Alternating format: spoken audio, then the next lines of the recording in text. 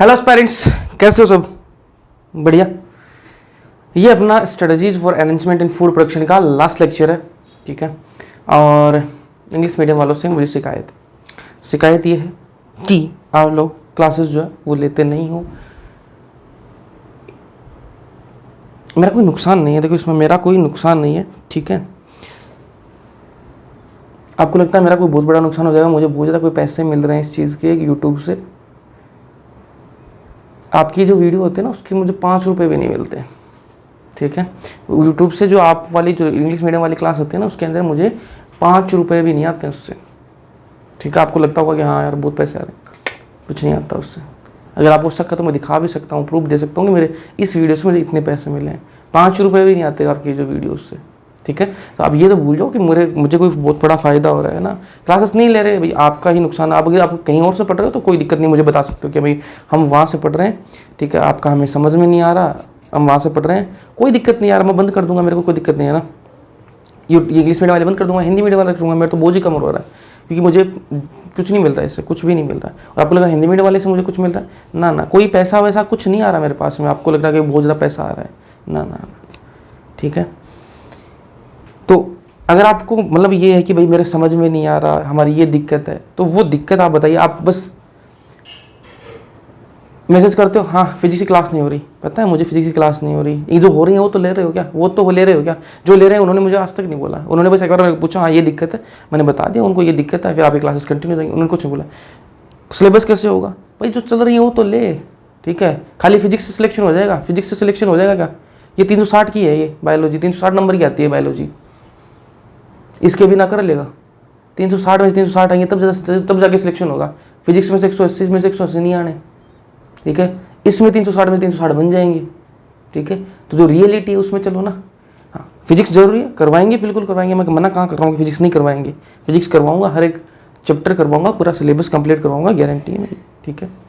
लेकिन आप ऐसा फिर सिर्फ एक ही चीज़ के लिए मैसेज करते हो। हाँ एक तो जो क्लासेस जिनको कोई मतलब नहीं है, क्लासेस से कोई मतलब नहीं है, सिर्फ वो इसीलिए आते हैं मैसेज करने कि फिजिक्स की क्लास नहीं हो रही। मैंने बता दिया कि हाँ उनकी तबीयत खराब है, मैं या फिर कोई भी आपको फिजिक्स करवा देगा, फिजिक्स का सिलेबस पूरा करवाऊंगा, ठीक है। उसकी आपकी टेंशन नहीं है। मैंने कहा कि फिजिक्स का सिलेबस करवाऊंगा तो करवाऊंगा, ठीक है। अगर छोड़ना ही होता तो मैं बायोलॉजी क्लासेस की केमिस्ट्री क्लासेस क्यों डाल रहा हूँ? अगर मेरे को सीरियसली काम ही नहीं करना होता तो मैं एक क्लासेस क्यों डालता? तो आप लोगों को शिकायत ये है कि आप लोग क्लासेस नहीं लेते हो। अगर सीरियसली नहीं लेनी है तो मुझे बता सकते हो ना, मुझे कोई प्रॉब्लम नहीं है यार कि हाँ मैं क्लासेस आपकी समझ में नहीं आ रही, या फिर हमें कहीं और से ज़्यादा बढ़िया पढ़ने में मज़ा आ रहा है, तो कोई दिक्कत नहीं है। आप वहाँ से देखो, सिलेक्शन चाहिए आपको, है ना, तो जहाँ आपको सही लगेगा वहाँ से पढ़ो यार, है ना। लेकिन आप सिर्फ ये हो कि भाई पढ़ ही नहीं रहे ना, तो फिर वो गलत हो जाएगा ना। इसलिए जो सीरियसली है वो क्लासेस लो, ठीक है। लोगे आपका फ़ायदा है, इतना ही बोलूँगा। बाकी आप समझदार हो यार, सारे समझदार इंसान हो, लोगे तो आपका फ़ायदा है भाई, नहीं लोगे तो फिर कोई नहीं। मैं तो देखो अगली साल भी पढ़ाऊँगा ना, मैं तो अगली साल पढ़ाऊँगा। और भी बहुत सारी कोचिंग्स की कमी नहीं है, और ऑनलाइन भी कोई कमी नहीं है, तो कोई दिक्कत नहीं। टीचर्स की कोई कमी नहीं है यार आज के टाइम पर, है ना। चलो एग्रीकल्चर की बात करेंगे ना। 62% जो एम्प्लॉयमेंट है वो कहाँ से आ रहा है? इंडिया के अंदर 62% लोग जो है उनको एम्प्लॉयमेंट कहाँ से मिल रहा है? एग्रीकल्चर से मिल रहा है ना। इंडिया के अंदर 62% लोग जो है उनको एम्प्लॉयमेंट कहाँ से मिल रहा है? एग्रीकल्चर से। वो चाहे डायरेक्टली किसान मतलब फार्मर हो, चाहे वो इनडायरेक्टली जैसे कोई ट्रैक्टर से हल जोत रहा है, ट्रैक्टर वाला है, ठीक है, वो भी क्या है, किस पे डिपेंड है? एग्रीकल्चर पर ही डिपेंड है ना। फिर अपन बात करें जिसने जो बीज की सेलिंग करता है ना, सीड बेचता है, ठीक है, वो भी किस पर डिपेंड है? एग्रीकल्चर पर डिपेंड है। तो डायरेक्टली इनडायरेक्टली क्या है, 62% लोग जो है वो उनका इकाई में इंप्लॉयमेंट है एग्रीकल्चर के अंदर। और इंडिया की जो जीडीपी है ना, इंडिया की जो जीडीपी है उसमें 33% रोल किसका है? एग्रीकल्चर का रोल है जी। दो बातें समझ में आई आपको कि एग्रीकल्चर जो है, ये लास्ट लेक्चर है इस चैप्टर का ना, उसके बाद में स्टार्ट करेंगे माइक्रोप्रोडक्शन ह्यूमन वेलफेयर।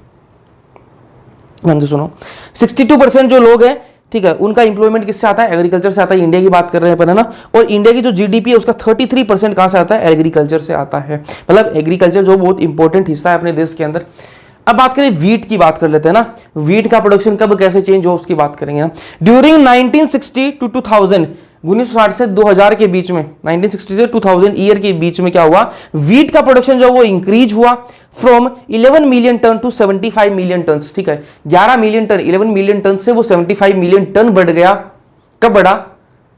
ये 1960 से 2000 ईयर के बीच में ये काम हुआ। 1960 में कितना प्रोडक्शन था? 11 मिलियन टन, और वो 2000 ईयर आते आते कितना हो गया 75 मिलियन टन, इतना प्रोडक्शन बढ़ गया। अब ये प्रोडक्शन बढ़ा कैसे, इतना चेंज आया कैसे, है ना? इसका रीजन क्या है? Due to development of semi dwarf variety of wheat. Wheat की क्या है, सेमी ड्वार्फ वैरायटी जो है वो डेवलप हुई, ठीक है, वो डेवलप की गई, सेमी ड्वार्फ वैरायटी जो है वो डेवलप की गई, उनकी उसकी वजह से ये जो प्रोडक्शन है वो बढ़ गया। 1960 से 2000 ईयर के बीच में ये प्रोडक्शन बढ़ा 11 मिलियन टन से 75 मिलियन टन बढ़ गया, ठीक है। किसकी वजह से? क्योंकि अपन ने डेवलप कर ली क्या, सेमी ड्वार्फ वैरायटी जो है वो डेवलप कर ली व्हीट की, ठीक है। ये जो सेमी ड्वार्फ वैरायटी है वो डेवलप करी किसने? एक साइंटिस्ट है नॉर्मन ई बारलोग, एक साइंटिस्ट है नॉर्मन ई बारलोग नाम के एक साइंटिस्ट है, उन्होंने डेवलप करी क्या, semi dwarf variety of wheat. अब ये डेवलप करी किसने, वो तो मैंने आपको बता दिया कि नॉर्मन ई बारलोग है, लेकिन कहां पर ये काम हुआ, ये काम जो है वो किया कहां पर गया उसकी बात कर लेते हैं। International centre for wheat and मेज इंप्रूवमेंट, मैक्सिको के अंदर ये सेंटर है, international centre for wheat and मेज इंप्रूवमेंट, ये याद रखना, और मैक्सिको के अंदर है। व्हीट की जो वेराइटीज है वो कहां बनी, मैक्सिको के अंदर बनी, ठीक है। अब बात करें, ये तो हो गई भाई, देखो ये तो हो गई विदेशी बातें, अब बात करेंगे अपन इंडियन वेराइटी। इंडियन वेराइटी कौन सी है? इंडियन वेराइटी है सोनालिका और कल्याण सोना, ठीक है। सोनालिका और कल्याण सोना व्हीट की वेराइटी है, ये गेहूं की वेराइटी है ना, व्हीट की वेराइटी है कौन सी, इंडियन वेराइटी कौन सी है, सोनालिका और कल्याण सोना। 1963 के अंदर ये आई जी, कब बनाई गई है, 1963 के अंदर ये इंट्रोड्यूस करी गई, कौन सी, कल्याण सोना और सोनालिका, ठीक है। किसने बनाई है? एमएस स्वामीनाथन, एमएस स्वामीनाथन, ठीक है। इन्होंने ये डेवलप कर 1963 के अंदर सोनालिका और कल्याण सोना। अब आपको देखो, मैं जब राइस की बताऊंगा ना तब कंफ्यूज हो गया आप इनके अंदर कि भाई राइस की कौन सी है, व्हीट की कौन सी है, अभी बताऊंगा ना, अभी देखो, ठीक है। ये मैंने व्हीट की बात कर ली भाई, 1960 से 2000 ईयर के बीच में प्रोडक्शन जो इंक्रीज हुआ 11 मिलियन टन से 75 मिलियन टन हो गया। किसकी वजह से? सेमी ड्वार्फ वैरायटी अपन ने डेवलप कर ली। सेमी ड्वार्फ वैरायटी जो वो डेवलप करी किसने? नॉर्मन ई बारलोग नाम के साइंटिस्ट है, उन्होंने करी, और कहां पर करी है? मैक्सिको के अंदर करी थी, ठीक है। फिर इंडियन वैरायटी कौन सी है? 1963 के अंदर आई सोनालिका और कल्याण सोना। ये अपन ने व्हीट की बात कर ली। अब बात करते हैं राइस की, ठीक है। ड्यूरिंग 1960 टू 2000, वही है 1960 से 2000, क्योंकि 1960 के अंदर क्या हुआ था, ग्रीन रिवॉल्यूशन जो वो स्टार्ट हुआ था, ग्रीन रिवॉल्यूशन जो है उसकी शुरुआत हुई थी, तो प्रोडक्शन जो वो बढ़ने लग गया था ना। During 1960 to 2000 rice production increases from 75 million tons to 83.5 million tons, ठीक है, 89.5 million tons, sorry. During 1960 to 2000, 1960 से 2000 ईयर के बीच में राइस का प्रोडक्शन जो है वो इंक्रीज हुआ कितना, 75 मिलियन टन से कितना हो गया, 89.5 मिलियन टन हो गया। 75 मिलियन टन से 35 मिलियन टन से कितना हो जाएगा, 89.5 मिलियन टन वो हो गया। अब ये रीजन क्या है इसका भी, इसकी भी वही वैरायटी डेवलप होगी, राइस की भी वैरायटी डेवलप होगी, इसलिए प्रोडक्शन जो वो इंक्रीज हुआ। IRRI ये एक इंस्टीट्यूट है, IRRI ये एक इंस्टीट्यूट है, international rice research institute. IRRI जो इंस्टीट्यूट है, इसका ना फुल फॉर्म आपको पता होनी चाहिए, इंटरनेशनल राइस रिसर्च इंस्टीट्यूट इसका नाम है, और ये कहां पर है, फिलीपींस के अंदर है। कहां पर है ये, फिलीपींस के अंदर है, कोई दिक्कत नहीं है। चलो अब राइस वैरायटी जो है वो कौन सी है भाई, राइस वैरायटी कौन सी है, तो एक है IR8, IR8, इसमें देखो आई आ रहा है ना, तो कहां पर बनाई गई है, IRRI जो इंस्टीट्यूट है इसमें बनाई गई थी ये। IR8 जो वैरायटी है, ये ध्यान में रखना है आपको ना, याद करने के लिए बता रहा हूं। ये जो IR8 जो वैरायटी है राइस की, ये कहां पर बनाई गई, IRRI जो इंस्टीट्यूट है फिलीपींस के अंदर, वहां पर ये बनाई गई। राइस की वैरायटी एक ताइचुंग नेटिव 1, एक तो IR8 हो गई, वो कहां पर बनाई गई, IRRI के अंदर बनाई गई, और एक ताइचुंग नेटिव 1, ताइचुंग नेटिव 1 ये कहां पर बनाई गई, ताइवान। अब देखो ताइचुंग में ताई आ रहा है, इसमें भी क्या ताई आ रहा है, तो ताइचुंग नेटिव 1 कहां पर गई, ताइवान के अंदर। IR8 तो वो कहां पर आ जाएगी, IRRI में। देखो IR8 है, ठीक है, उसमें आई आ रहा है, तो वो कहां से कहां हो जाएगी, IRRI। ताइचुंग नेटिव है, उसमें ताई आ रहा है, तो कहां से हो जाएगा, ताइवान के अंदर, भूलोगे नहीं अब, ठीक है। अब बात करते हैं इंडियन वैरायटी कौन सी है भाई, इंडियन वैरायटी कौन सी है, तो इंडियन वैरायटी है जया और रत्ना। इंडियन वैरायटी कौन सी है, जया और रत्ना, ठीक है। अब एक चीज देखो, अभी तो आपको पता लग गया कि भाई राइस की वैरायटी जया रत्ना है, और व्हीट की वैरायटी कौन सी है, कल्याण सोना और सोनालिका है। लेकिन आपको ये नाम तो याद रहेंगे, चारों नाम आपको याद रहेंगे, लेकिन आप जब एग्जाम में जाओगे तो आपको दिमाग में कंफ्यूजन हो जाएगी कि यार जया रत्ना व्हीट की वैरायटी थी कि राइस की वैरायटी थी, कल्याण सोना और सोनालिका व्हीट की वैरायटी थी कि राइस की वैरायटी थी, दोनों में कंफ्यूज हो जाओगे। इसको याद करने का तरीका बता देते हैं, आ जाओ। अब एक चीज आपने नोटिस करी, ये जो इंडियन वैरायटी इनका नाम देखो, सोनालिका, कल्याण सोना, ठीक है, जया, रत्ना, ऐसा मतलब फैंसी नाम नहीं है, कोई फैंसी नाम नहीं है ना। देखो फैंसी नाम क्यों रखे जाते हैं, फैंसी नाम किस लिए रखे जाते हैं? देखो ये आजकल के जो सिंगर्स हैं, ये जो आर्टिस्ट है ना, नए नए एक्टर आते हैं, इनके नाम देखे आपने, इनके नाम देखे आपने, किस तरह के नाम होते हैं? फैंसी फैंसी नाम होते हैं इनके, है ना। जो जिनके नहीं है वो अपना नाम चेंज कर लेते हैं ना, स्टेज नेम अलग कर लेते हैं वो। फैंसी फैंसी नाम क्यों रखते हैं वो फैंसी नाम?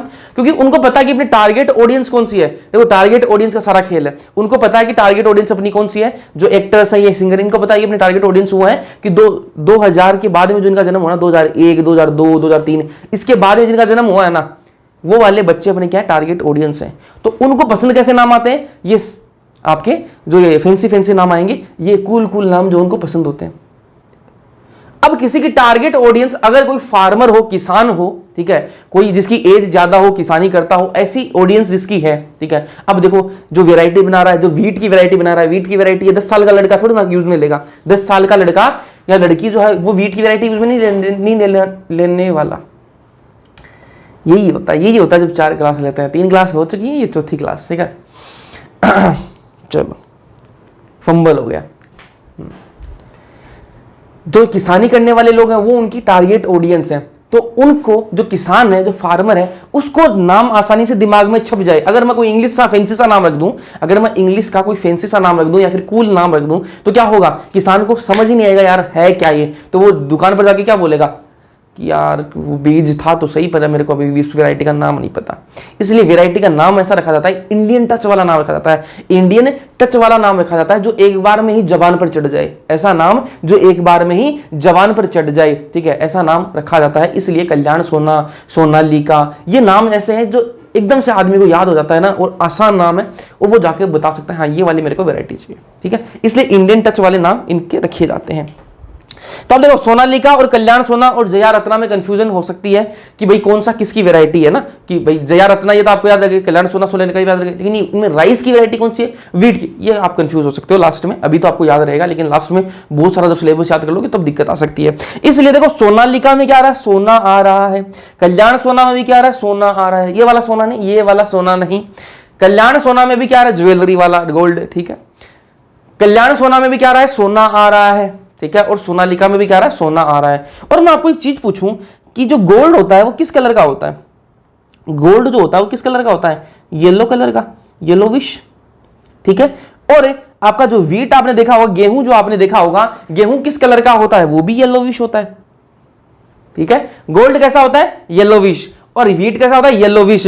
तो सोना किस रंग का होता है? सोना किस रंग का होता है? पीला, ठीक है। कल्याण सोना, सोनालिका, ठीक है, दोनों में सोना सोना आ रहा है, तो सोना किस कलर का होता है? पीला पीला होता है। तो वीट भी कैसा होता है? पीला पीला होता है। इसलिए आप भूलोगे नहीं भाई सोनालिका और कल्याण सोना किसकी वैरायटी है? वीट की वैरायटी, क्योंकि दोनों क्या है, पीले पीले होते हैं, ठीक है। अब जया और रत्ना को तो याद रह ही जाएगा, उनमें कंफ्यूजन नहीं है। तो ये तो जया और रत्ना किसकी है? राइस की वैरायटी है, समझ गए। अब बात करते हैं शुगर केन की, बात कर लेते हैं शुगर केन की बात कर लेते हैं। ये अपन ने किसकी बात कर ली? राइस और वीट की बात कर ली, शुगर केन की बात करेंगे फिर।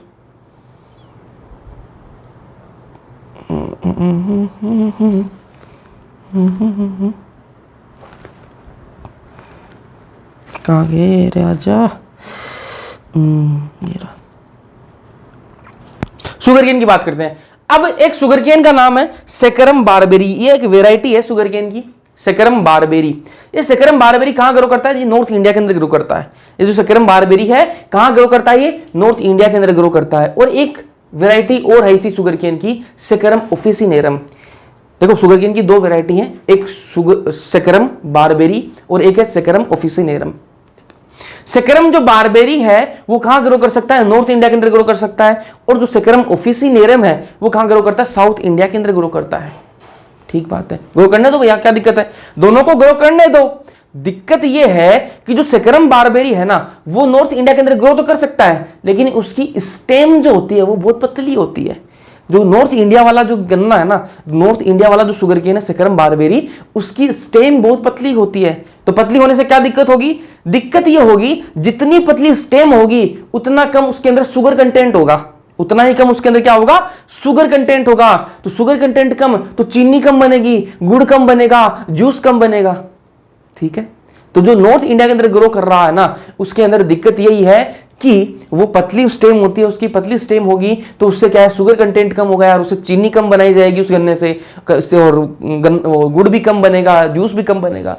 तो इसलिए ये जो है ना, ये जो नॉर्थ इंडिया वाले लोग चाहते हैं कि हमारे भी क्या है, ये जो सेकरम बारबेरी है ना, इसकी जो स्टेम है वो पतली ना होकर मोटी हो जाए, ताकि हम भी क्या है बढ़िया पैसे कमा पाए। अगर ये पतली पतली स्टेम वाले ये जो गन्ने हैं वो लेकर ये मिल में जाएंगे, ठीक है, जो चीनी की मिल, वहां जाएंगे कि भाई ये लो गन्ना, ठीक है, तो वो मील वाला पैसे ही नहीं देगा, क्या पैसे देगा भाई, इतने पतले पतले गन्ने लेके आए, उसमें क्या ही चीनी निकलेगी ना।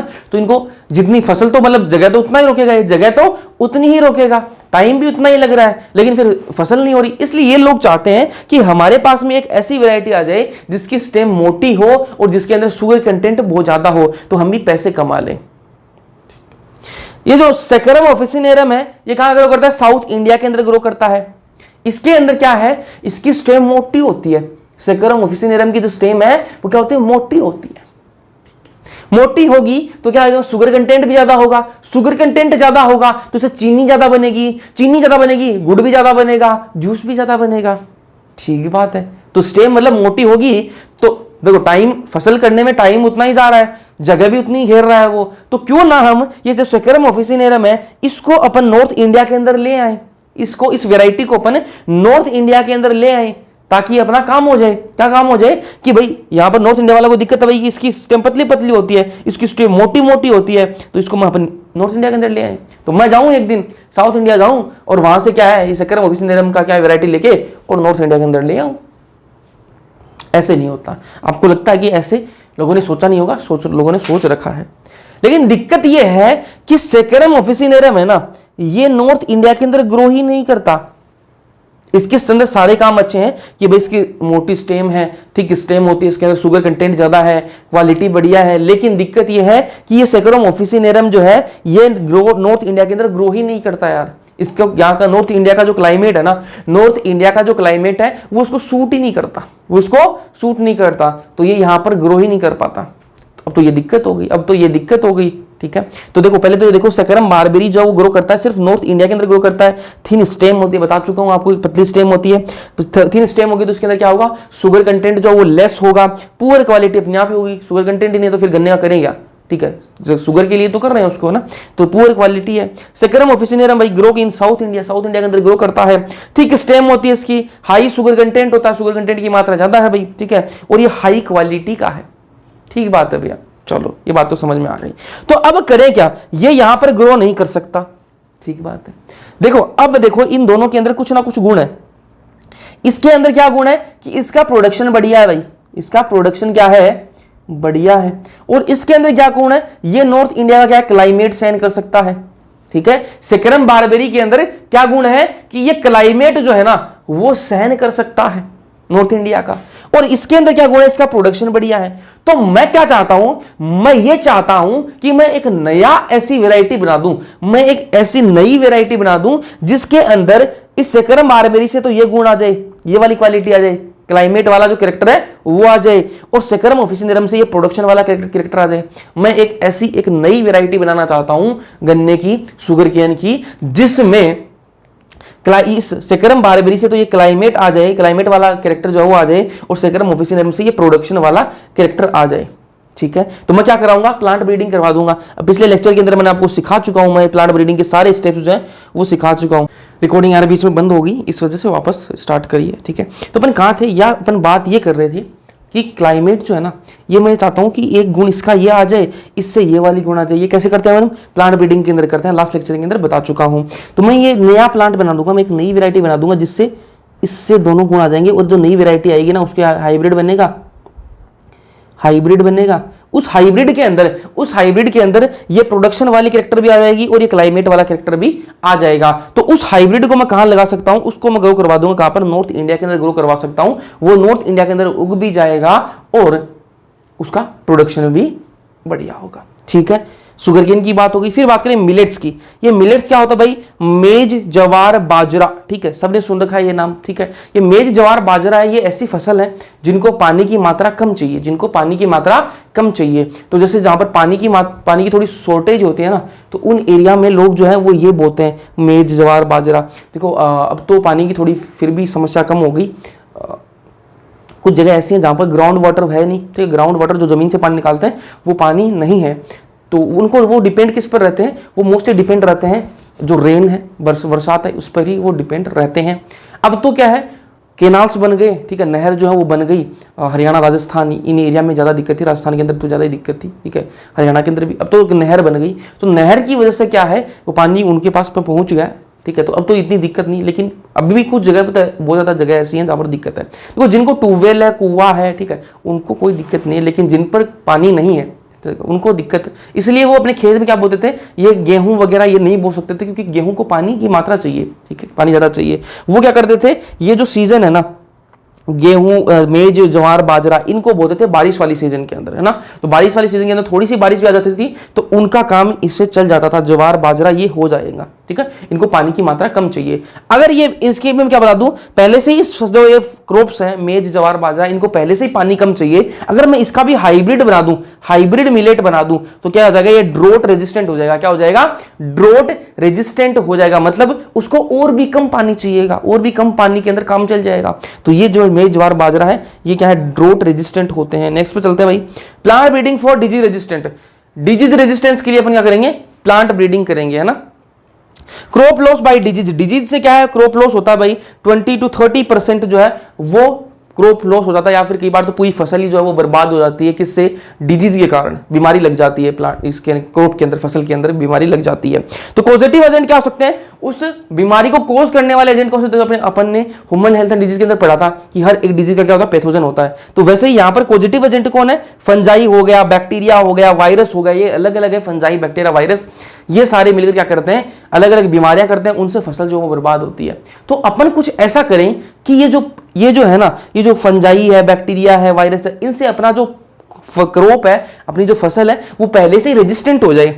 अपन कुछ ऐसी वैरायटी बनाएं कि उसमें अपन कुछ ऐसी डेवलपमेंट करें कि अपनी जो वैरायटी, अपनी जो फसल है, वो इन फंजाई, बैक्टीरिया और ये जो वायरस है, इनसे क्या हो जाए, रेजिस्टेंट हो जाए। तो पहले तो देखते हैं एग्जांपल की बात कर लेते हैं। तो लेट ब्लाइट ऑफ पोटैटो जो डिजीज है, लेट ब्लाइट ऑफ पोटैटो जो डिजीज है वो किसकी वजह से होती है, फंजाई की वजह से। रेड रोट ऑफ शुगरकेन किसकी वजह से होती है, कोलेटोट्राइकम की वजह से। White rust of crucifer, crucifer कौन सा है भाई, ये जो आपकी सरसों है, ठीक है, मस्टर्ड है, ठीक है, ये क्या है, क्रूसीफर। तो व्हाइट रस्ट ऑफ क्रूसीफर किसकी वजह से होता है, एल्बुगो की वजह से, है ना, एल्बुगो, ठीक है। और ब्लैक रोट ऑफ क्रूसीफर्स किसकी वजह से होता है, बैक्टीरिया की वजह से होता है। तो एक चीज बताऊं मैं आपको, ये जो ऊपर वाली तीनों है ना, ये सारी फंजाई है, ठीक है। Late blight of potato fungi की वजह से होता है, red rot of sugarcane, colletotrichum क्या है, फंजाई है, ठीक है। White rust of crucifer, albugo, ये भी एक फंजाई है। व्हाइट रस्ट ऑफ क्रूसीफर तो एल्बुगो की वजह से होती है, लेकिन ब्लैक रोट ऑफ क्रूसीफर किसकी वजह से होती है, बैक्टीरिया की वजह से होती है, ठीक है। तो ये एग्जांपल आपको ध्यान में रखने हैं। अब भाई अगर अपन डिजीज रेजिस्टेंस वैरायटी बना लें, अगर मैं ऐसी, अब देखो डिजीज रेजिस्टेंस वैरायटी कैसे बनाएंगे वो मैं आपको प्लांट ब्रीडिंग के अंदर बता चुका हूं कि कोई भी आपको कैरेक्टर चाहिए तो क्या करो, वो कैरेक्टर पहले तो उसको क्या करो, वो कैरेक्टर को आइडेंटिफाई कर लो, उस कैरेक्टर को आइडेंटिफाई कर लो, उसके बाद में क्रॉस करवाओ, आपको नई वैरायटी बनानी है, वो सारी चीजें मैं बता चुका हूं ना। अब मैंने आपको एग्जांपल दिया था, प्रोडक्शन और डिजीज रेजिस्टेंट का एग्जांपल दिया था, उसके अंदर आप कुछ भी कैरेक्टर ले सकते हो अपने हिसाब से, वो कैरेक्टर लेके आप करवा सकते हो प्लांट ब्रीडिंग, है ना। तो अपन डिजीज रेजिस्टेंट जो वैरायटी बनाएंगे उसके एडवांटेज क्या हो जाएंगे, तो एडवांटेज सबसे बड़ा तो ये हो जाएगा कि इसमें कोई रोग नहीं लगेगा, रोग नहीं लगेगा तो वो फसल खराब नहीं होगी ना, क्रॉप लॉस नहीं होगा। तो यहां पर देखो डिक्रीज यूज ऑफ केमिकल, सबसे क्या हो जाएगा कि भाई अपन को अगर कोई डिजीज, अपनी जो फसल है वो अगर डिजीज रेजिस्टेंट होगी तो अपन को कोई केमिकल यूज नहीं करना पड़ेगा। अगर डिजीज रेजिस्टेंट नहीं है तो अपन बहुत सारे केमिकल्स यूज करेंगे यार, उसके अंदर फर्टिलाइजर, ठीक है, फर्टिलाइजर, केमिकल फर्टिलाइजर, फंजाइसाइड, पेस्टिस, अलग अलग अपन यूज करने पड़ेगी, क्योंकि अपन को वो बीमारियां जो उनको मारना है केमिकल्स के थ्रू मारना है। लेकिन अगर पहले ही अपन क्या करते हैं, प्लांट को डिजीज रेजिस्टेंट कर दें तो अपन को क्या है, ये केमिकल्स जो वो यूज नहीं करने पड़ेंगे। अब डिजीज नहीं है तो अपना क्रॉप लॉस है वो बच जाएगा, प्रिवेंट क्रॉप लॉस, ठीक है। अब बात करें म्यूटेशनल ब्रीडिंग। ये म्यूटेशन ब्रीडिंग क्या है, तो मैं बोल रहा हूं कि कोई कैरेक्टर, कुछ प्लांट ऐसे हैं, कुछ प्लांट, देखो अपने वीट की बात करी थी लास्ट लेक्चर के अंदर, वीट की बात करी थी और मैंने कहा था आपको कि वीट जो है उसके अपन सारे रिश्तेदारों को बुला लेंगे और फिर अपन को जो एक प्रोडक्शन का कैरेक्टर चाहिए और एक अपन मेरे को चाहिए डिजीज रेजिस्टेंट का, तो मैं उन रिश्तेदारों में से दो को चुन लूंगा, ठीक है, दो को मैं क्या बना लूंगा, दो को मैं सिलेक्ट कर लूंगा, फिर उनको मैं क्रॉस करवाऊंगा। ऐसे अपन ने बात करी थी। अगर कुछ प्लांट्स ऐसे हैं, कुछ क्रॉप्स ऐसे हैं जिनके अंदर डिजायर्ड कैरेक्टर मिलते नहीं है यार, ठीक है, ऐसे सारे आपने रिश्तेदार बुला लिए उसके, मान लो आपको कोई भी एक क्रॉप है, ठीक है, उसके आपने सारे रिश्तेदार बुला लिए, लेकिन उसके सारे रिश्तेदारों को बुलाने के बाद में भी कोई ऐसी वैरायटी नहीं है जिसके अंदर डिजीज रेजिस्टेंट का गुण हो। किसी के अंदर डिजीज रेजिस्टेंट का कैरेक्टर है ही नहीं। तो अब क्या करें, किसके साथ प्लांट ब्रीडिंग करवाएं?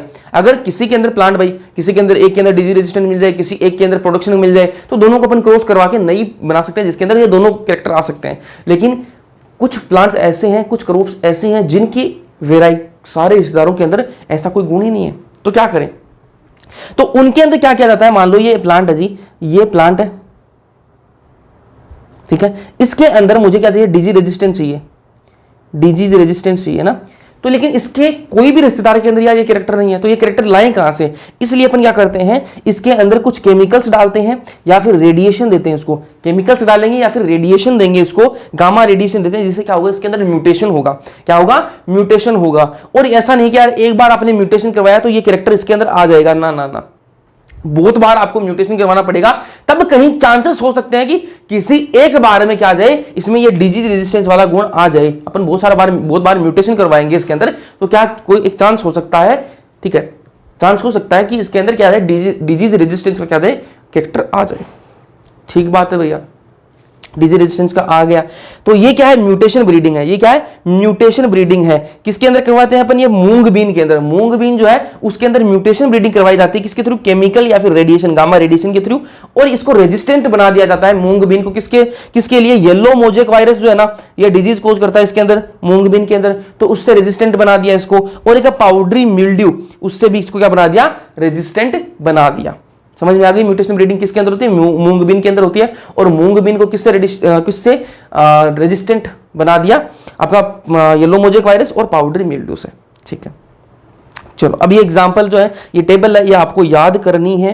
देखो वीट जो क्रॉप है उसकी यहां पर वैरायटी लिख रही, हिमगिरी जो वैरायटी है ना, वीट की वैरायटी है हिमगिरी, वो किससे रेजिस्टेंस है, तो उसको डिजीज कौन सी डिजीज है, लीफ और स्ट्राइप रस्ट और हीलबंट से वो क्या है, रेजिस्टेंट है जी। ठीक है, ब्रेसिका की बात करें तो ये क्या, पूसा सोवर्निम राइस की क्या है, वैरायटी है। और ये व्हाइट रस्ट डिजीज जो है उससे क्या है, ये रेजिस्टेंट है। कॉलीफ्लावर की बात करें तो पूसा शुभ्रा और पूसा स्नोबॉल केवन, ये ब्लैक रोट और कर्ल ब्लाइट ब्लैक रोट से क्या है, ये रेजिस्टेंट है। फिर बात करें काउपी की तो ये क्या है, पूसा कोमल से बैक्टीरियल ब्लाइट से क्या है, पूसा कोमल से क्या वैरायटी है, और ये बैक्टीरियल ब्लाइट से क्या है, रेजिस्टेंट है। फिर बात करें चिल्ली की, चिल्ली क्या है, इसकी वैरायटी कौन सी, पूसा सदाबहार। ठीक है, ये chilli mosaic virus, tobacco mosaic virus, leaf curl से क्या रेजिस्टेंट है। फिर एक बार ओकरा, ठीक है, ओकरा क्या होती है, भिंडी को बोलते हैं ना, भिंडी को ओकरा बोलते हैं, कॉमन नेम है। इसका साइंटिफिक नेम क्या है, एब्लेमोस्कस एस्कुलेंटस, एब्लेमोस्कस एस्कुलेंटस। ठीक है, ओकरा का। इसकी वैरायटी कौन सी, परभानी क्रांति, जो कि किससे, येलो मोजेक वायरस से क्या है, रेजिस्टेंट है जी। एक मिनट दीजिए। टन टन टन टन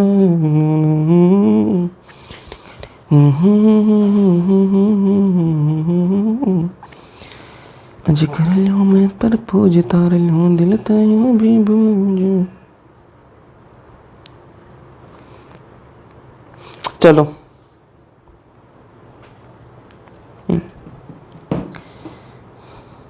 फिर बात करें अपन इंसेक्ट रेजिस्टेंट वैरायटी, है ना। इंसेक्ट रेजिस्टेंट वैरायटी कौन सी है, देखो ये भी आपको याद रखना है। देखो आपको होमवर्क दे देता हूं, करोगी तो नहीं करोगी आपकी मर्जी, मैं मेरा अपना फर्ज जो है वो पूरा कर रहा हूं। ठीक है, होमवर्क है आपका, आप ये सारे काम टाइम टू टाइम करोगे, क्लासेस लोगे तभी मन करेगा मेरा भी और काम करने का, है ना, कि आपको भी और चीज़ें देता रहूँ, ना। वरना फिर मेरे को ये रहता है क्लास तो लेते नहीं, वो क्या ही डीपीपी दूँ, उसमें टाइम लगता है, क्या ही इनको डीपीपी दूँ, क्लास तो नहीं ली, फिर क्या ही डीपीपी सोल्व करेंगे। ठीक है, लेकिन मैं तो दूंगा ना, होमवर्क कर लेना यार, कर लेना प्लीज़। ठीक है, प्लीज़ बोल रहा हूँ।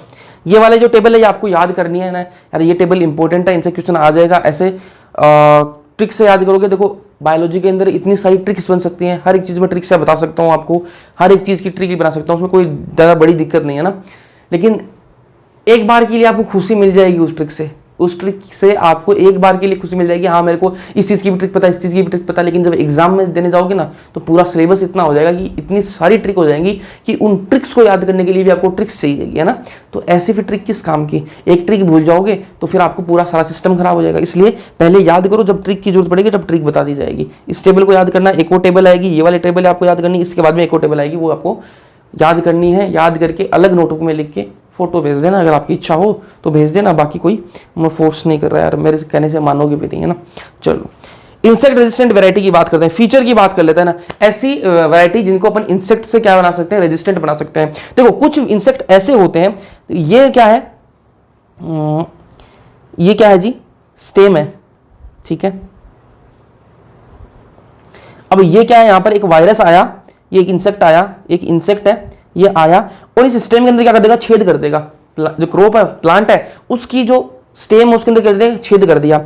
अब इसके अंदर क्या है भाई, इसके अंदर माल मसाला भरा हुआ है, ठीक है। इसके अंदर जो स्टेम है, इसके अंदर क्या है, न्यूट्रिएंट्स है, उसको क्या कर देगा, ये चूस लेगा, पूरे न्यूट्रिएंट्स को क्या कर लेगा, ये जो इंसेक्ट है वो पूरे न्यूट्रिएंट्स को चूस लेगा। अब सारे न्यूट्रिएंट्स चूस लिए तो इस प्लांट के पास में तो कुछ रहा नहीं, तो ये मर जाएगा, फिर ये मर जाएगा।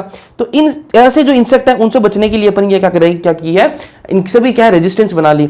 तो कैसे, पहले क्या है, solid stem in wheat, wheat के अंदर अपन ने क्या कर दी, सॉलिड स्टेम बना दी। अब ये जो स्टेम थी वो क्या थी, खोखली थी अंदर से, तब इसने क्या कर दिया, इसमें छेद कर दिया। लेकिन अगर मैं इसी को क्या कर दूं, सॉलिड बना दूं जी, इसी को मैं क्या कर दूं, भर दूं अंदर से, है ना, इसी को मैं अंदर से भर दूं, अब ये इंसेक्ट छेद नहीं कर पाएगा। अब करके बता छेद, ठीक है, अब ये छेद नहीं कर पाएगा, ठीक है, तो अपनी जो फसल है वो बची रहेगी। तो सॉलिड स्टेम इन वीट, ठीक है, स्टेम सो फ्लाई जो है ना, वो इससे क्या है, रेजिस्टेंस मिल गया इसको, ठीक है। वीट के अंदर अपने क्या कर दी, सॉलिड स्टेम बना दी, तो उससे क्या हुआ, ये जो स्टेम सो फ्लाई है उससे क्या आ गया, रेजिस्टेंट आ गया। ऐसे ही हेरी लीफ है, ठीक है, वो सीरियल बीटल और जेसिड से उसको के अंदर क्या आ गया, रेजिस्टेंस आ गया। ऐसे ही स्मूथ लीफ और नेक्टरलेस लीफ बना दी अपन ने, ठीक है। कुछ जो इंसेक्ट क्या करते थे, पत्तियों को खा जाते थे, पत्तियों को खा जाएंगे तो वो ग्रो नहीं कर पाएगा प्लांट, तो क्या करते हैं, इसलिए अपन ने नेक्टरलेस लीफ बना दी, ऐसी लीफ बना दी जिसमें कोई रस ही नहीं है, तो इसको कोई मजा नहीं आएगा, तो ये कॉटन बोलवॉर्म इसको खा नहीं पाएगा, तो अपनी फसल जो बची रहेगी। तो कॉटन बोलवॉर्म से क्या बन गया, ये रेजिस्टेंट हो गया। फिर बात करें low nitrogen sugar content and high aspartic acid, sugar content low कर दिया, नाइट्रोजन लो कर दिया और हाई एस्पार्टिक एसिड कर दिया अपन ने, तो किससे बच जाएगा, स्टेम बोरर जो है ना, स्टेम बोरर जो है अब उसको कोई काम नहीं है भाई, ये जो है वो उसको पसंद नहीं है, इसलिए स्टेम बोरर उस पर अटैक नहीं कर पाएगा। तो ये आपको याद होना चाहिए। फिर अगली ये जो टेबल है ये भी आपको याद होनी चाहिए। ब्रेसिका रेपसिड मस्टर्ड को बोलते हैं, ठीक है। इसकी एक वैरायटी है पूसा गौरव, ठीक है। ये इंसेक्ट पेस्ट अफिड्स, ठीक है, अफिड्स से क्या है, रेजिस्टेंट है जी, इसके अंदर है ना, ये क्या है, अफिड्स जो है इससे। Flat bean Pusa Sem 2, Pusa Sem 3, jassids, aphids और फ्रूट बोरर से ये रेजिस्टेंस है इनके अंदर। ओकरा भिंडी, पूसा स्वानी, पूसा A4, ये इसकी वैरायटी आती है अलग अलग, ठीक है, ये इसकी क्या है, वैरायटी है, ठीक है। सूट और फ्रूट बोरर से क्या है, रेजिस्टेंट है, ठीक है। ये आपको तीन टेबल आपको याद रखनी है, इसलिए याद करोगे फायदे में रहोगे। फिर बात करेंगे बायोफोर्टिफिकेशन की बात करते हैं, तो बायोफोर्टिफिकेशन क्या होता है, ये वो प्रोसेस है, process by which nutrient quality of crop is increased, ये वो प्रोसेस है।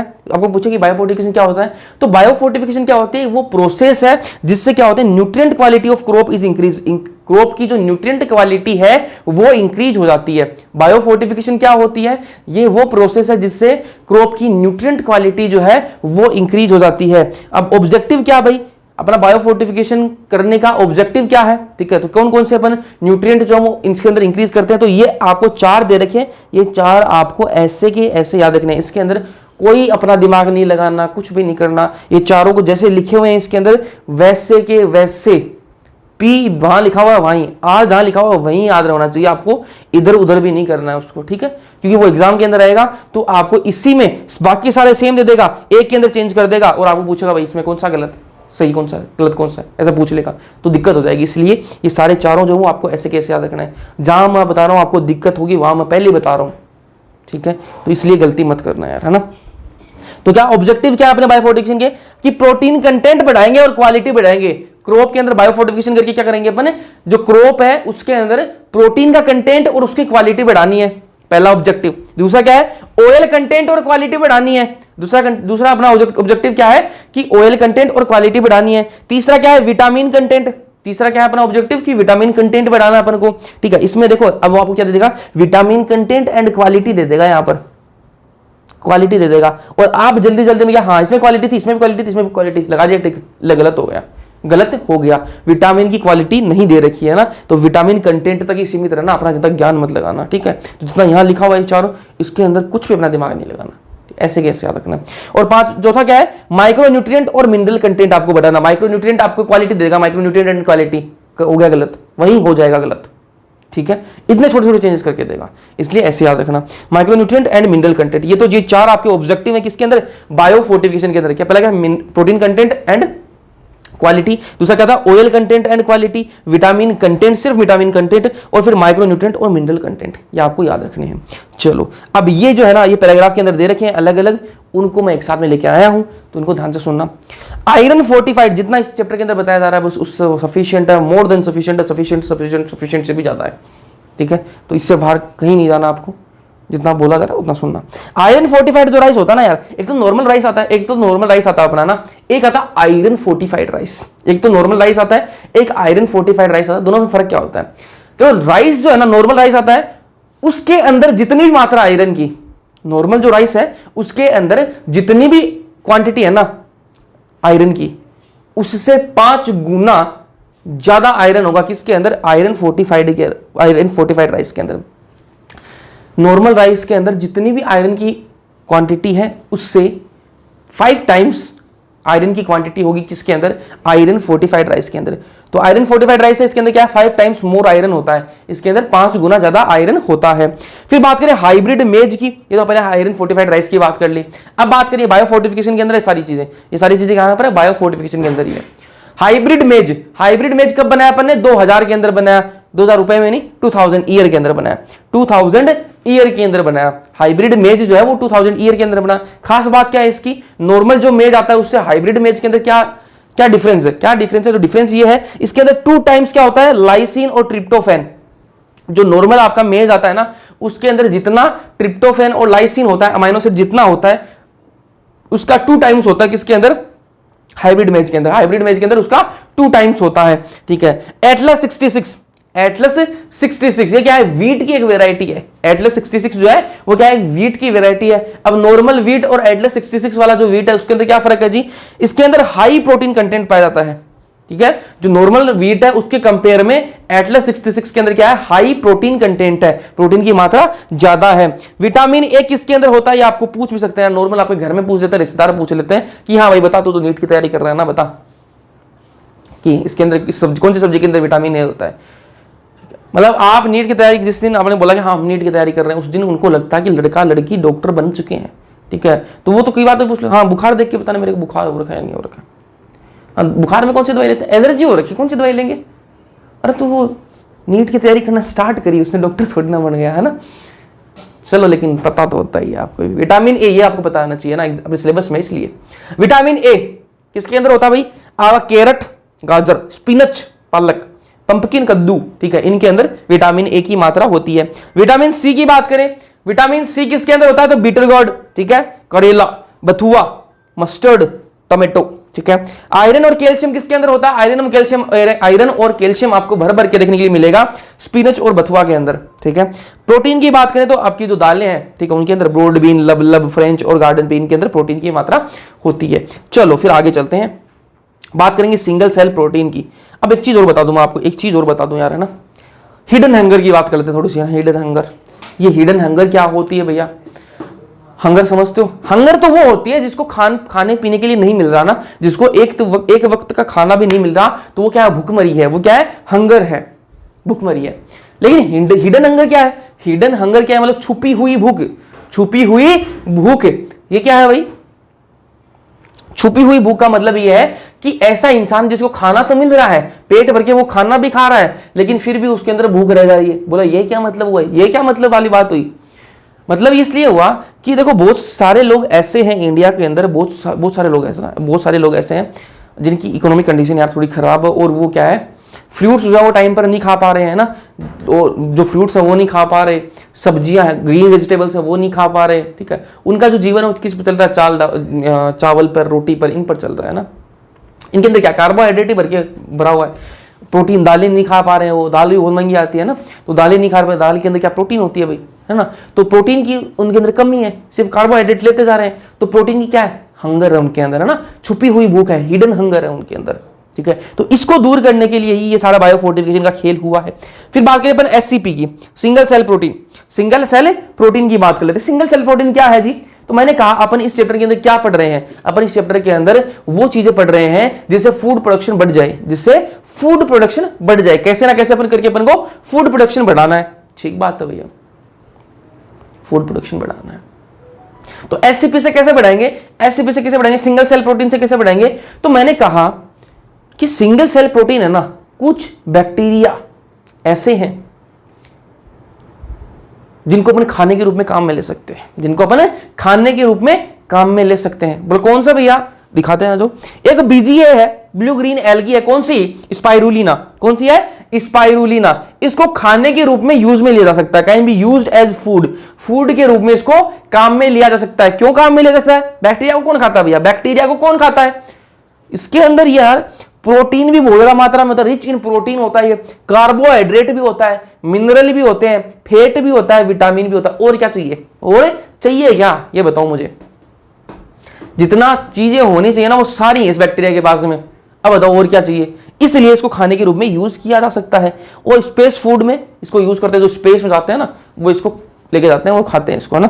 चलो एक बैक्टीरिया और है भाई, मिथाइलोफाइलस मिथाइलोट्रोपस। एक तो हो गया बीजीए, ब्लू ग्रीन एल्गी। अब एक है मिथाइलोफाइलस मिथाइलोट्रोपस। ठीक है, ये क्या है जी, ये क्या है, इसका कंपैरिजन कर रखा है, गाय से कंपैरिजन कर रखा है। गाय का वेट कितना होता है, गाय कितने किलो की होती है, 250 किलो की मान लो ना। गाय कितने किलो की होती है, 250 किलो की। और वो कितना प्रोटीन देती है पता है आपको, 200 ग्राम प्रोटीन देती है। 250 किलो की गाय है और 200 ग्राम प्रोटीन देती है। 250 किलो की गाय, कितना प्रोटीन है, 200 ग्राम प्रोटीन। ये बैक्टीरिया पता है कितना देगा, ये बैक्टीरिया पता है कितना प्रोटीन देगा। अभी देखो ये बैक्टीरिया ना मिथाइलोफाइलस मिथाइलोट्रोपस, ये जो बैक्टीरिया है मिथाइलोफाइलस मिथाइलोट्रोपस, ये आप 250 ग्राम बैक्टीरिया ले लोगे ना, 250 ग्राम बैक्टीरिया लेके वो आपको कितना प्रोटीन दे सकता है पता है, 25 टन प्रोटीन दे सकता है। कितना प्रोटीन है, 25 टन प्रोटीन दे सकता है। कितना बैक्टीरिया, 250 ग्राम बैक्टीरिया। वापस सुनो, गाय के साथ में कंपेरिजन कर रखा है भाई। बैक्टीरिया जो है मैंने नहीं कर रखा भाई, एनसीईआरटी ने कर रखा है। मिथाइलोफाइलस मिथाइलोट्रोपस बैक्टीरिया है एक, गाय 250 किलो की है, वो कितना प्रोटीन देगी, 200 ग्राम प्रोटीन देगी। ठीक है, और ये बैक्टीरिया आप 250 ग्राम लेके आओगे ना, ये कितना प्रोटीन दे सकता है अपन को,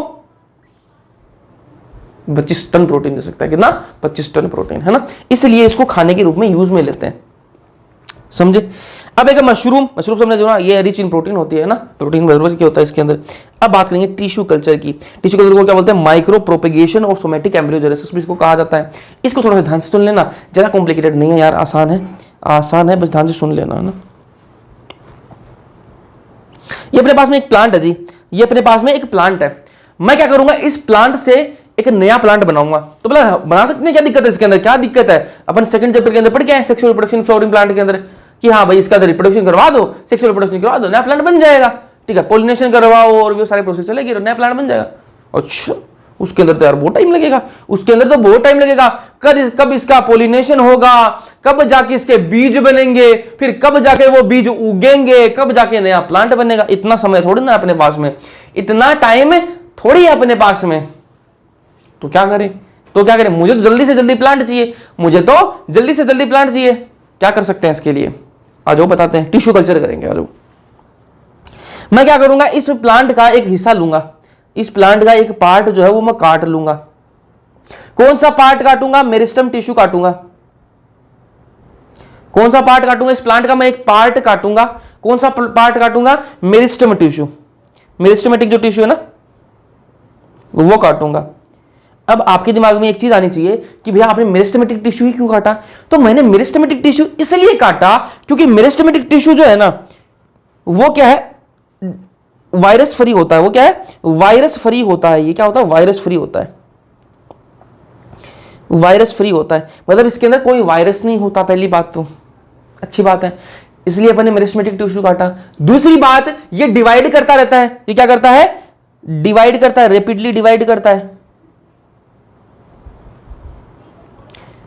जो मेरिस्टेमेटिक टिश्यू वो रैपिडली डिवाइड भी करता है। तो मैंने इस प्लांट का एक पार्ट काटना है क्योंकि मुझे टिश्यू कल्चर करना है। पार्ट वो कौन सा काटूंगा, मैं वही पार्ट काटूंगा। ठीक है, कौन सा, जो मेरिस्टेमेटिक टिश्यू होगा ना, मेरिस्टेमेटिक टिश्यू वाला पार्ट काटूंगा। क्यों काटूंगा मेरिस्टेमेटिक टिश्यू वाला, पहली बात तो मेरिस्टेमेटिक टिश्यू वायरस फ्री होता है, इसके अंदर कोई वायरस नहीं होता। दूसरी बात, ये रैपिडली डिवाइड करता है। ठीक है, अब मैं इस पार्ट को क्या कर लिया, मैंने काट लिया और मैं इसको इधर ले आऊंगा।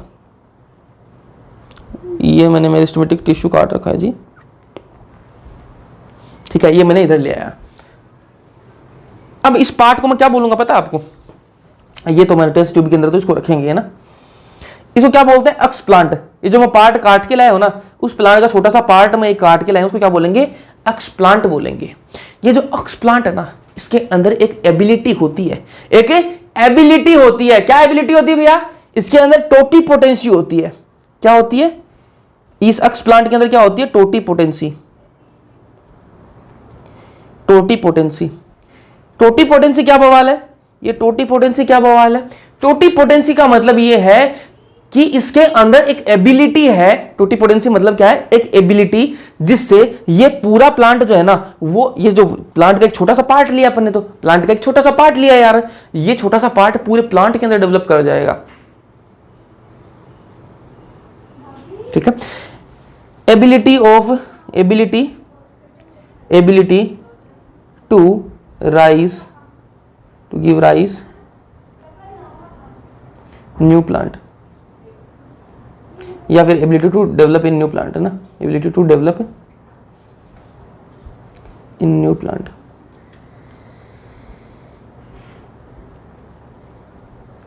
ठीक है, तो जो अपन ने जो छोटा सा पार्ट लिया था प्लांट का, उसको क्या बोलेंगे अपन, अक्स प्लांट बोलेंगे। ठीक है भैया, एक्स प्लांट बोल दिया। और क्या है, एक्स प्लांट तो बोल दिया, लेकिन उस एक्स प्लांट के अंदर की एक एबिलिटी होती है, टोटी पोटेंसी। वो टोटी पोटेंसी क्या है भैया, टोटी पोटेंसी ये होती है कि ये जो अपने छोटा सा पार्ट लिया है ना, एक छोटा सा पार्ट लिया है, यही छोटा सा पार्ट क्या है, एक पूरा प्लांट बना देगा, एक पूरा प्लांट बना देगा। तो आगे चलेंगे तो क्या बनेगा, ऐसा ही एक पूरा प्लांट बन जाएगा। ऐसा ही क्या बन जाएगा, एक पूरा प्लांट बन जाएगा। अब डायग्राम समझ आना ना, बन गया जी, ये प्लांट बन गया। ठीक है, अब इस प्लांट क्या है, ये सोमा क्लोन है। ये प्लांट क्या बना है, जो प्लांट बना है ना, ये क्या है, सोमा क्लोन है। सोमा क्लोन का मतलब क्या है भैया, जैसा ये प्लांट है ना, जैसा ये अपन ने ऊपर वाला प्लांट था, वैसा ही ये सेम टू सेम नीचे वाला प्लांट होगा। ठीक है, जेनेटिकली दोनों आइडेंटिकल है, ये ऊपर वाला प्लांट और ये नीचे वाला प्लांट है, दोनों जेनेटिकली क्या है, आइडेंटिकल है, एक दूसरे के क्लोन है, इसलिए क्या बोला इनको, सोमा क्लोन बोला। ये सोमा क्लोन के आइडेंटिकल क्यों है, तो मैंने कहा कि भैया सेक्सुअल रिप्रोडक्शन होता है ना, तब वेरिएशन आता है। सेक्सुअल रिप्रोडक्शन होता है तभी तो वेरिएशन आता है, तभी तो जेनेटिकली डिफरेंट होता है प्लांट, तभी तो वेरिएशन आएंगे। लेकिन यहां पर तो सेक्सुअल का कोई मतलब नहीं है, अपन ने इसी का एक पार्ट लिया, उसी को अपन ने ग्रो करवा दिया। इसलिए क्या है, ये प्लांट और ये प्लांट दोनों आपस में एग्जैक्ट कॉपी है एक दूसरे की। क्या है, एग्जैक्ट कॉपी है, जेनेटिकली बिल्कुल आइडेंटिकल है। अब मैं आपको एक क्वेश्चन पूछूं, यहां पर एक क्वेश्चन पूछूं, चलो जवाब दोगे। ठीक है, यहां तक पहुंचो तो जवाब दोगी शायद, मेरे हिसाब से यहां तक जो पहुंच गया है ना, वो तो जवाब देगा, है ना। वो तो यहां तक ही नहीं पहुंचा, पहले छोड़ के भाग गया। ठीक है, वो तो कहां जवाब देगा, मुझे पता है कोई एक दो देख रहा होगा मुझे। ठीक है, तो ध्यान से सुनना, है ना। तो ये जो प्लांट, ये जो है ना, ये जो प्लांट है, इसके अंदर क्या है, वायरस लगा हुआ भाई, इसके अंदर वायरस लगा हुआ है। ठीक है, तो मुझे आप ये बताओ कि ये जो प्लांट बना है ना, इसके अंदर भी वो वायरस आएगा या नहीं आएगा। क्योंकि एक बात ध्यान में रखना कि दोनों एक दूसरे क्या है, एग्जैक्ट कॉपी है। ये वाला प्लांट और ये वाला प्लांट दोनों आपस में एग्जैक्ट कॉपी है, कोई डिफरेंस नहीं है। और मैं अभी आपको एक बात बोल रहा हूं कि इसके अंदर वायरस लगा हुआ है, इस प्लांट के अंदर क्या लगा हुआ, वायरस लगा हुआ था। तो इस प्लांट के अंदर वायरस आएगा या नहीं आएगा, जल्दी से कमेंट सेक्शन के अंदर आंसर आना चाहिए। मुझे भी पता है यहाँ तक कौन लड़का या लड़की देख रहा है मेरी वीडियो, तो जल्दी से कमेंट सेक्शन में कमेंट कर देना। शायद कोई एक देख रहा होगा तो उसका कमेंट दिख जाएगा तो मुझे खुशी होगी, एक भी दिख जाए तो खुशी हो जाएगी, बाकी तो बच्ची। ठीक है, तो जल्दी से बताना यार, है ना, बताना जरूर, बताओ, वेट कर रहा हूँ मैं आपका आंसर। जल्दी से आंसर दो, पहले आंसर दे दो जल्दी से, फिर मैं बताता हूँ आपको। ये बोल रहा हूँ, ऊपर वाला जो प्लांट है ना, जो मेन प्लांट है, उसमें क्या है भाई, वो क्या है, उसके अंदर वायरस है, उसके अंदर क्या है, वायरस था। ठीक है, तो नीचे वाला प्लांट जो है, उसके अंदर वायरस आएगा या नहीं आएगा, दोनों एक दूसरे की कॉपी है, सोमा क्लोन है, एग्जैक्ट कॉपी है, आएगा या नहीं आएगा, आएगा नहीं आएगा, दे दिया आंसर। अब मैं बताऊं, चलो ऊपर वाले प्लांट के अंदर क्या था, वायरस था, नीचे वाले के अंदर नहीं आएगा। क्यों नहीं आएगा, क्यों, दोनों एग्जैक्ट कॉपी आना चाहिए, वायरस तो आना चाहिए। तो मैंने कहा बाबू, जब अपन ने पहली चोट बोल रहा हूं, पहली बार, अपनी वाली भाषा निकल गई मेरी, पहली बार पहली बार जब अपन ने मेरिस्टेमेटिक टिश्यू लिया था ना, उसके अंदर मैंने आपको बताया था कि जो अपन एक्स प्लांट काट रहे हैं अपन, यहां से एक जो टुकड़ा काट रहे हैं प्लांट का, इस प्लांट के अंदर जो मेरिस्टेमेटिक टिश्यू अपन ने लिया है, ये क्या वायरस फ्री होता है। क्या होता है? वायरस फ्री होता है। इसके अंदर वायरस नहीं होता, चाहे पूरे प्लांट के अंदर वायरस हो, पूरे प्लांट के अंदर वायरस हो, लेकिन मेरिस्टेमेटिक टिश्यू के अंदर वायरस होता ही नहीं। तो इसके अंदर वायरस है तो इसके अंदर वायरस नहीं होगा। समझ में आ गई बात? इतनी बातें याद रख लेना, टिश्यू कल्चर में काम चल जाएगा आपका। ठीक है, चलो आगे चलते हैं। अब ब्लास्ट जो है वो क्या है? Somatic hybridisation. क्या है? Somatic hybridisation. इसके अंदर क्या होता है? आ जाओ दिखाते हैं आपको।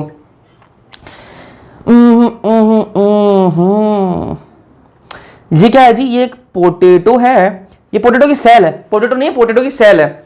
और ये क्या है? टोमेटो की सेल है। ये क्या है? टोमेटो की सेल है। ठीक है, ये पोटैटो सेल है और ये क्या है? टोमेटो सेल है। टोमेटो नहीं है, टोमेटो की सेल है। ठीक है, इनकी ये क्या है? सेल वॉल भी है जी। ठीक है, क्या है? सेल वॉल ऊपर। अब मैं क्या करूंगा? सबसे पहले तो मैं क्या करूंगा? इस सेल वॉल को अंदर क्या डाल दूंगा? सेलुलेज डाल दूंगा। सेलुलेज डाल दूंगा। सेलुलेज डाल दिया तो मैंने क्या होगा? इसकी सेल वॉल जो वो गायब हो जाएगी। सेल वॉल गायब हो जाएगी, क्या बच जाएगा? प्रोटोप्लास्ट बच जाएगा। क्या बच जाएगा? प्रोटोप्लास्ट। ये किसका है? पोटैटो का है, ये टोमेटो का है। क्या है ये? प्रोटोप्लास्ट है जी, प्रोटोप्लास्ट। अब मैं इनको आपस में क्या कर दूंगा? मिक्स कर दूंगा। आपस में क्या कर दूंगा? मिक्स कर दूंगा। तो एक नई चीज, एक नई वैरायटी बनेगी। ठीक है, उसको क्या बोलेंगे? अभी बताता हूँ, पोमेटो बोलेंगे, है ना। अभी देखो, ये साइंटिस्ट ने किया। देखो, साइंटिस्ट जो लोग होते हैं ना, उनको चैन नहीं पड़ता, वो नई नई चीज बनाना चाहते हैं और उन्होंने बनाने की कोशिश करी यार, है ना। क्या कोशिश की उन्होंने? क्या कोशिश क्या की? वो बनाना चाहते हैं कि हम एक ऐसी नई सब्जी बना दें जिसमें टोमेटो के गुण भी आ जाए, टमाटर के गुण भी आ जाए और आलू के गुण भी आ जाए। ठीक है, तो सब्जी के अंदर आपको टमाटर और आलू अलग अलग नहीं काटने पड़ेंगे, एक ही काटो भाई। आपने एक टोमेटो काट लिया, ठीक है, और उसी को काट के सब्जी में डालो, आपको टमाटर का स्वाद भी आ जाएगा और आलू का स्वाद भी आ जाएगा। बोला बढ़िया है। तो उन्होंने क्या किया भाई? हमें क्या बनाएंगे? एक ऐसी सब्जी बनाएंगे जिसमें टोमेटो के गुण भी आ जाए और पोटैटो के गुण भी आ जाए। ठीक है, तो उन्होंने क्या किया? पोटैटो और टोमेटो का क्या लिया? प्रोटोप्लास्ट लिया। टोमेटो और पोटैटो का क्या लिया? प्रोटोप्लास्ट लिया। और इन्होंने क्या बना दिया? पोमेटो बना भी दिया। क्या बना दिया? पोमेटो बना भी दिया। और बन भी गया था यार, बन भी गया था। लेकिन दिक्कत क्या आई? दिक्कत ये आई, इस पोमेटो के अंदर जो डिजायर्ड कैरेक्टर थे ना, उनको जो कैरेक्टर चाहिए थे, पोमेटो एक शेप बन गई थी, एक शेप तो बन गई थी, एक आकार बन गया था कि हाँ ये पोमेटो है, लेकिन उनको जो डिजायर्ड कैरेक्टर चाहिए थे ना, जो कैरेक्टर उनको चाहिए थे, वो नहीं आ पाए यार उसके अंदर, वो आ ही नहीं पाए। तो वो नहीं आ पाए तो फिर फेंक दिया उसको, क्या करेंगे ना। इसी के साथ अपना चैप्टर जो खत्म हो गया यार, चैप्टर जो है वो अपना खत्म हो चुका है। इसके बाद चैप्टर आपको पता कौन सा करेंगे अपन? Human welfare, microbes in human welfare, microbes in human welfare. 4 class इसलिए जीभ लड़खड़ाएगी। ठीक है, चलो कैसा लगा चैप्टर? समझ में आया या नहीं आया? यहाँ तक पहुंचे हो तो ये भी बता देना कि समझ में आया या नहीं आया। ठीक है, समझ में आया तो मजे वाली बात है। अगला चैप्टर स्टार्ट करेंगे। वीडियो पसंद लाइक कर देना, अपने दोस्तों के साथ में शेयर कर देना। बाकी मिलते हैं नेक्स्ट लेक्चर के अंदर, तब तक के लिए पढ़ते रहो।